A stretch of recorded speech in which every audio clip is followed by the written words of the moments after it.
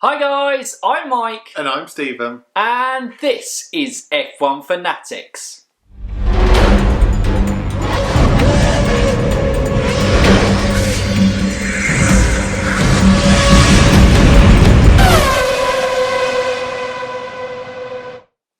Welcome back to the channel, and it is driver ratings today for us. This is literally just after we finished the live stream, a reaction to what a first race that was. First off, absolutely incredible.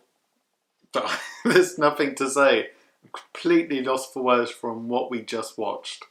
Lando Norris on the podium says it all, really. Charles Leclerc on the podium says it all. Mid-table Ferrari. Oh God, incredible. Obviously, you know, it's been 7 months pretty much without a race, I think it is.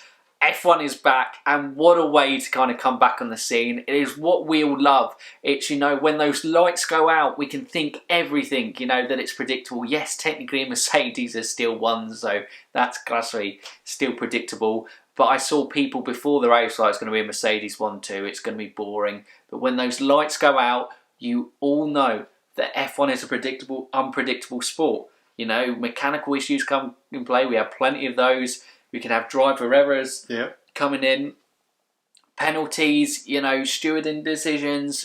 It had it all. It had literally everything.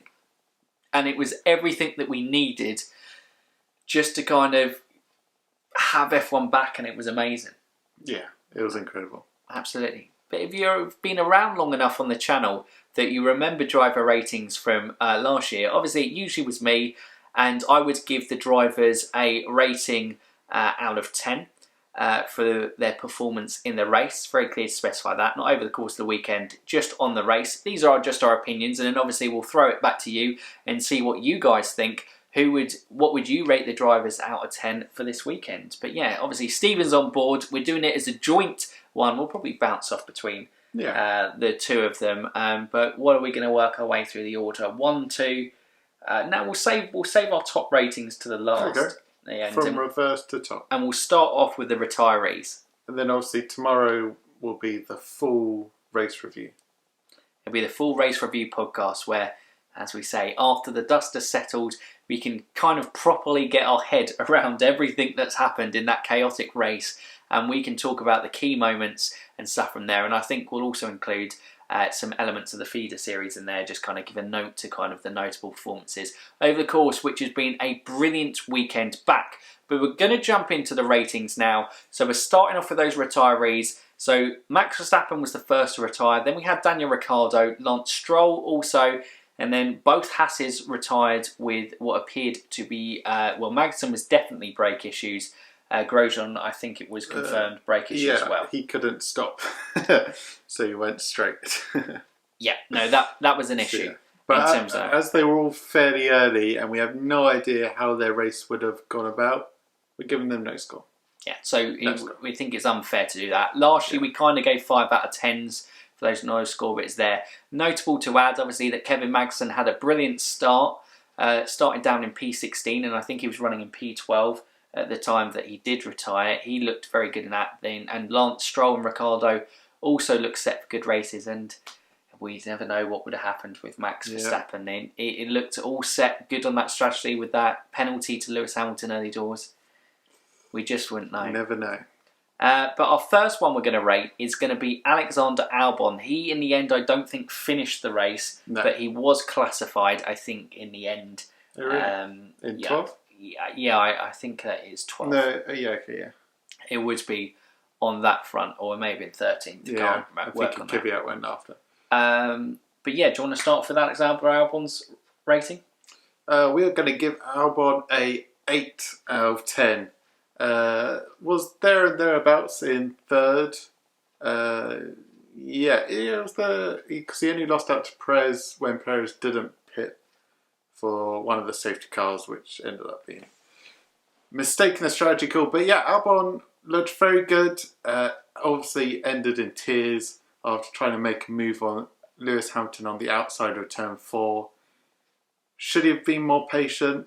Should Lewis have left more room? Could have, would have, should have. It happened. Not going to penalise Albon too much because he did drive a very solid race in third. But if he just held on for what the DRS zones, that move you thought he could have easily been able to make rather than making on turn 4. Could have been his first podium. Could have been a first win if he got past Lewis. Yeah, absolutely, because obviously on the softer compound, the Red Bull, it looks the only car that is comparable with some sort of pace with the Mercedes, especially as the Mercedes lifted off. It would be interesting on that front. But yes, we'll move on to the next one, and that is DANIIL KVYAT. Did not finish the race because he had a rear suspension. I think we've included RAIKKONEN in this as well. So we'll go RAIKKONEN should have been before Alexander Albon. But Raikkonen, we're given 5 out of 10, was being beaten by Antonio Giovinazzi on track. The Alfa really does look poor. KIMI wasn't necessarily having an outstanding race, but was just getting the car round. And then his front right just decided he was done. It didn't want to go on anymore. I think someone said it was going on an adventure. Yeah, I think that's the tweet from Josh Revel. Had the classic Bilbo Baggins at the start of the hop here. I'm going on an adventure! It certainly did that, and unfortunately KIMI was not going along on that adventure with him. No. He was like, I'm still racing, but yeah. Absolutely, but we'll get DANIIL KVYAT out just to kind of round up the things. He was 6 out of 10 behind teammate Pierre Gasly. I think he was also behind Esteban Ocon. Had an okay start, not his fault that the car went. I think he had a rear left failure in his suspension, and going up to turn 1 just kept going because his tyre exploded. Yep. Fair enough. Sebastian Vettel. Oh, Sebastian.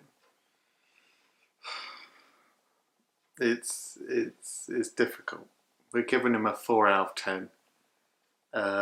Lap 20. Makes the dive on Carlos Sainz on the inside of turn 3 and clips Sainz, spins round. Classic Seb. And that's, we hope, I hope that damaged his car because the rest of the race he was nowhere near the pace. In the end, he got lucky just getting that 1 point in 10th because of the retirements up top.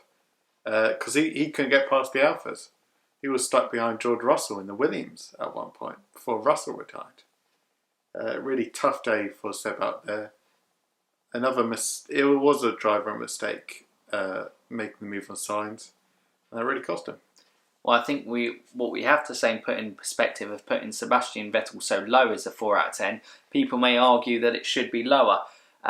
He braked, I don't know if he thought the room was going out, locked up into the corner and obviously slid into Carlos Sainz's car, causing that spin. Like we said, we hope it's damage. But, you know, his teammate got into a position where he got a podium. Yeah. So, you know, Seb struggled to get into 10th and his teammate is in a podium where the Ferrari never should have been. No. So, that's probably, he couldn't have got any more than a 4 out of 10 in this race. But it is first race back, so I probably wouldn't go too harsh on them on that basis. Antonio Giovinazzi. For me, I think we're going 7 out of 10 for this one. That Alpha car was really not great all weekend. Yeah. And the Ferrari power unit cars looked really poor. And, you know, he's managed to somehow get 2 points from a weekend that Alfa Romeo really should have got none. Yeah. He was ahead of Kimi Raikkonen in qualifying. He was ahead of Kimi Raikkonen within the race. A driver with a lot to prove. Improved in the back end of last year. You know, Antonio Giovinazzi, he could really be the one that puts the nail in Kimi Raikkonen's retirement. If he performs well, and he's had a great start, hasn't he? Yes, it was he kept out of trouble, brought home in 9th. So P8 is Ocon. And it's kind of a tale of two halves. He was struggling pace. He didn't have the best of starts. But then, you know, was showing good pace towards the end. It's probably a solid 7, I'd say. Yeah, I'm not sure what else to add on that. We didn't really see much of him. He got 8th, which is a pretty good result. Yeah. It was a good, solid performance for where he'd been, but obviously he got knocked out in Q2 from there, and it was always going to put him on the back foot in the race, and he's managed to get points from it. It was a solid race, but nothing kind of exceptional on that front. And in P7 with another 7 out of 10, and that is Pierre Gasly. And Gasly did very strong for, I think, his AlphaTauri. The AlphaTauri pace was, and we're not really sure. I think it's dropped off the Renault's racing points and McLaren's. It was a bit like Ocon. We didn't really see much of him, but he is a great result getting into P7, taking advantage of all the chaos going on around him. So yeah, no, absolutely strong start for Pierre Gasly. Yeah, and now into the top 6. Whew. This is where things get interesting. So Perez, we are giving 8 out of 10. Solid. So he was running in P3. So close to a podium in that racing point. Lost out to Albon and then lost out to both the McLarens at the end. Got a 5-second time penalty, but didn't really cost it. It's a kind of stupid mistake because it was speeding in the pit lane. But luckily that didn't cost him even more positions. Strategically is where he kind of suffered. Racing Point really should have pitted him rather than leaving him out on a worn set of mediums, whereas everyone else kind of was on fresh tyres towards the end. Well, I think it probably led to a mistake as well. Yeah. I don't know at what point he sped under safety car, but I assumed it may have been in terms of anticipation for the restart, trying to get ahead from there. If someone can clear that in the comments, that would be great if you know when he did it, but that would probably make sense to me. So yeah, Racing Point really kind of mucked up and had this strong position over. I don't know if they were anticipating. Maybe if the other safety cars didn't come out, it might have worked out. But Perez, already it was a risky strategy going on the mediums when everyone else went on the hard compounds. Yeah. So when everyone else pitted for fresher compounds, it was always going to be a difficult task for Sergio Perez not to be just a sitting duck. And when it was only 1 position gained for staying out, it's like, and it was a Red Bull, it's like, you have to be a bit realistic. You have to be covering off against the McLarens, and in the end they lost out. But it wasn't really his fault, so that's why we're giving him an 8. Because it was a solid performance. Himself, drove a very great race. Yeah. Everything on track and some great overtakes from that point. In P5, Carlos Sainz, and he is going to get a 7 out of 10 from us. A solid drive from the McLaren driver, destined for Ferrari, and the jokes are already going around that can he delete that move and stay at McLaren as they look in a better place than where Ferrari currently stand, although Ferrari's budget surely always means that they will pick up at some point. Maybe. I don't know in terms of that. But, you know, very solid race. Top 5 finish for Carlos Sainz last year. That's an incredible race from there, but he's lost out to his not as experienced teammate in Lando Norris, who's ended up on the podium. And yeah, he was fighting with Lando Norris on track. He was fighting with Charles Leclerc on track and wasn't able to make those moves sticks. So the chances he had to improve his race position, he didn't make. So therefore, he doesn't get any higher than a 7. Yeah, I think that's fair. Yeah, we didn't really see much of him. Like classic Sky F1 coverage, you don't really see Sainz, but he just pops up high up in the grid. Yeah, 7 out of 10. P4, and that is Lewis Hamilton in and amongst the stewards' inquiries all weekend. Yeah, we're giving him an 8 out of 10. You could argue less than that. Could argue higher than that, depending on the incident between him and Alex Albon. Because before that, he was quicker than Bottas, and maybe without the Mercedes gearbox issues, he would have been able to push all the way to the end and taken Bottas. But yeah, it was a solid drive up till that point. The incident with Albon is kind of, could he have done more? We said it on live stream, didn't we? Yeah. If it was classified as a racing incident, I don't think there would have been too many eyebrows raised unless you were an Alexander Albon fan. If it's given a 5-second penalty, which it has been, then I don't think you can be too angry at that either, because he has made contact with him that has sabotaged Alexander Albon's race. It's one of those things that could have gone either way. But if we just look at the racing, P5 to P2 and closing down, with the mechanical issues, he was still holding in terms of that position. And heck, with the pace in that Mercedes, he still might have been able to recover the position in Alexander Albon. We don't know on that front, but it was still a very good race from Lewis Hamilton overall to the start of the season, and he suffered with the penalties. He managed, had a difficult start, getting that 3 grid penalty at the start, with the yellow flag thing. Rules are pretty clear on that. If you speed through a yellow flag, you go through that. New evidence emerged. It's more on the stewards than Mercedes and Lewis Hamilton or Red Bull on that front for lodging the display. I think the focus should be on that. Yeah, he started in 5th and would have finished in 2nd. So that in itself, if you ignore everything else that happened, is a good performance. Well, I'm sure we'll cover the incident in more detail tomorrow. Absolutely. And now we move on to the top 3. It's the ratings that all you guys have been waiting for. And, we'll start off with Lando Norris. Lando Norris, first career podium in a McLaren in his first race of the season. Did fantastic in Austria in 2019. Up that in 2020. Incredible performance by him. What are you going to give him, Stephen? 10 out of 10. Beat Albon to the first podium out of those 2019 rookies. Very solid performance. Just a few laps before the end, he was defending against Carlos Sainz. He had to make a move on Perez. Quite an aggressive move, but he made it stick, and then had to pull out the fastest lap of the race to get within those 5 seconds of Lewis Hamilton to get that podium. It was unbelievable. The pressure he was on after 70 laps to then somehow find the fastest lap of the race. Incredible. Unbelievable start to the F1 season for Lando Norris. On the qualifying live stream, I was saying it was out of bounds to imagine like a McLaren podium for Norris. Something would have to happen in the race. Something did happen in the race, and he was there to take advantage of it. And just an incredible drive for him.